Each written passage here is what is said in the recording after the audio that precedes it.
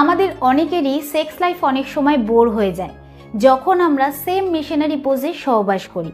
এর মানে হচ্ছে নর্মাল ট্রেডিশনাল পোজে রেগুলার সহবাস করার ফলে ছেলে এবং মেয়ে দুজনেই বোর হতে শুরু করে এবং তারা সেক্স করে মজা পায় না। এছাড়া স্বামী স্ত্রীর ক্ষেত্রে কোথাও না কোথাও তাদের মনে হয় যে এটা একটা ডেলি ডিউটি হয়ে গেছে, যে করলাম আর ঘুমিয়ে পড়লাম। অনেকে তো এরকম রয়েছে যে শুধুমাত্র ভালো ঘুমের জন্য সহবাস করে থাকে।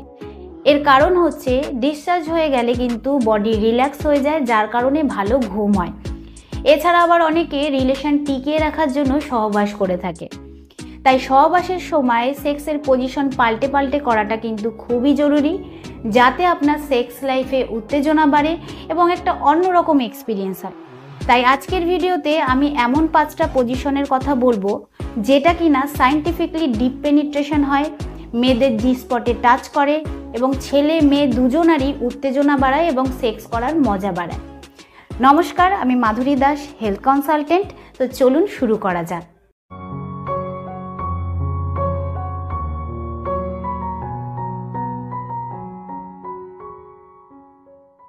সবার প্রথমে আমি যেই পজিশনের ব্যাপারে আলোচনা করব সেটা হচ্ছে কাউগার্ল পজিশন, যেটাকে আমরা নর্মাল ভাষায় বলে থাকি ওমেন অন টপ পজিশন।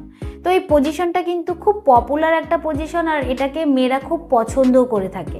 তো এই পজিশনে কি করা হয় যে ছেলেরা সোজা হয়ে শুয়ে থাকে এবং ছেলেদের ওপর মেয়েরা বসে। বসার পর ছেলেদের লিঙ্গ মেয়েদের প্রাইভেট পার্টসে ঢুকিয়ে মেয়েরা ওপর নিচে মুভমেন্ট করতে থাকে। তো এক্ষেত্রে কিন্তু মেয়েরা অ্যাক্টিভ পার্টনারের রোল নিয়ে থাকে এবং তাদের ফিল হয় যে তাদের হাতেই সব কিছু রয়েছে, তারাই সব কিছু কন্ট্রোল করছে। তো এই পজিশনের এমন কিছু অ্যাঙ্গেল রয়েছে যেটাই কিনা মেয়েদের জি স্পটে ছেলেদের লিঙ্গ খুব কাছ থেকে টাচ করে বা হিট করে। এতে কিন্তু ছেলে এবং মেয়ে দুজনারই উত্তেজনা বাড়ে।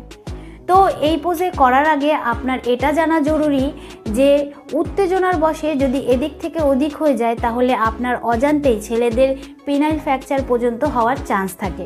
তাই যখন করবেন তখন কিন্তু এটা মাথায় রেখে তারপরে করবেন। 2 নম্বর হচ্ছে ডগি স্টাইল। এটা কিন্তু খুব পপুলার একটা পোজ, আর মেয়েরা এটাকে খুব পছন্দ করে থাকে। আর এই পোজে কিন্তু ছেলে এবং মেয়ে দুজনেই এনজয় করে থাকে। সায়েন্টিফিকলি দেখা গেছে যে এই পোজের দ্বারা ডিপ পেনিট্রেশন হয়, মানে ছেলেদের লিঙ্গ মেয়েদের প্রাইভেট পার্টসের অনেক ভেতর দিকে ঢোকে এবং মেয়েদের যে ক্লিটোরিসের সেন্সিটিভ নার্ভগুলো রয়েছে তাতেও স্টিমুলেট খুব ভালোভাবে হয়। এর মানে হচ্ছে ঘর্ষণ খুব ভালোভাবে হয়, আর এতে কিন্তু মেয়েরা খুব স্যাটিসফাই হয়। যেই সমস্ত মেয়েরা কনসিভ করার কথা ভাবছেন তাদেরও কিন্তু এই পোজ ট্রাই করা উচিত, কারণ এতে কিন্তু ছেলেদের যে বীর্য রয়েছে সেটা অনেক ভেতর দিকে প্রবেশ করে। তো এই পোজের ব্যাপারে আপনি যদি ঠিকঠাকভাবে না জানেন তাহলে কিন্তু আপনি আপনার পার্টনারকে স্যাটিসফাই করতে পারবেন না। তো এই পোজ কিভাবে করে? এটা করার জন্য কিন্তু মেয়েদের দুটো হাঁটুতে ভর দিতে হবে এবং দুটো হাতেও ভর দিতে হবে। ভর দিয়ে ডগির যে পোজ রয়েছে সেরকমভাবে থাকতে হবে। থাকার পর ছেলেরা কিন্তু মেয়েদের পেছন থেকে প্লে করবে, মানে মেয়েদের পেছন থেকে মেয়েদের প্রাইভেট পার্টসের ভেতরে তাদের লিঙ্গ ঢুকিয়ে প্লে করবে। তো এই পোজটা এমন একটা পোজ যেটায় ছেলে এবং মেয়ে দুজনেই কিন্তু একসাথে প্লে করতে পারে। এর মানে হচ্ছে যে ছেলেরা পেছন থেকে তো করছেই, চাইলে মেয়েরাও কিন্তু সামনের থেকে সামনে পেছনে মুভমেন্ট করে করতে পারে। 3 নম্বর হচ্ছে সিটিং পজিশন। এই পজিশনে কিন্তু আজকাল অনেকেই সহবাস করে থাকে।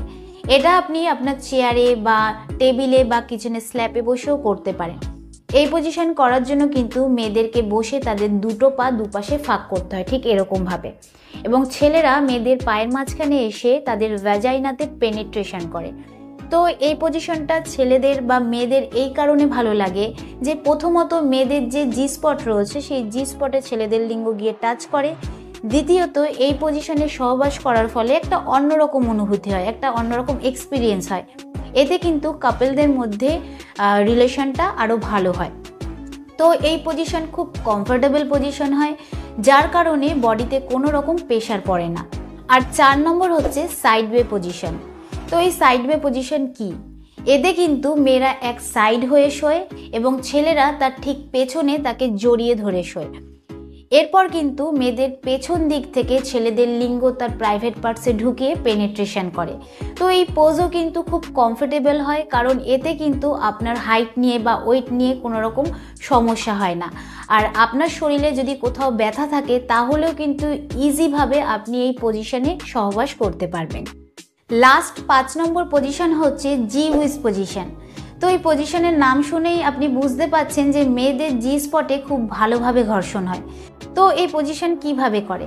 এটা করার জন্য কিন্তু মেয়েদেরকে খাটের ওপর বা টেবিলের ওপর শুয়ে তাদের পা দুটোকে ছেলেদের কাঁধের ওপর রাখতে হবে এবং ছেলেদেরকে খাটের ওপর বা টেবিলের ওপর হাঁটুতে ভর দিয়ে দাঁড়িয়ে অথবা খাটের সামনে বা টেবিলের সামনে ছেলেদেরকে দাঁড়িয়ে মেয়েদের প্রাইভেট পার্টসে তাদের লিঙ্গ ঢুকিয়ে পেনিট্রেশন করতে হবে। তো এই পজিশনের দ্বারা কিন্তু ছেলেদের লিঙ্গের যে ফোর্স রয়েছে সেটা কিন্তু মেয়েদের প্রাইভেট পার্টসের ওপর দিকে হয়। এতে কিন্তু মেয়েদের উত্তেজনা বাড়ে এবং মেয়েদের এটা খুব ভালোও লাগে, কারণ ডাইরেক্ট এটা জি স্পটে গিয়ে হিট করে। তো আমি যে 5টা পজিশনের কথা বললাম সেটা মুখে বলার কারণে যদি আপনার বুঝতে কোথাও অসুবিধা হয় তাহলে নেটে কিন্তু এই নামগুলো সার্চ করে আপনি দেখতে পারেন, এতে কিন্তু আপনার সুবিধে হবে।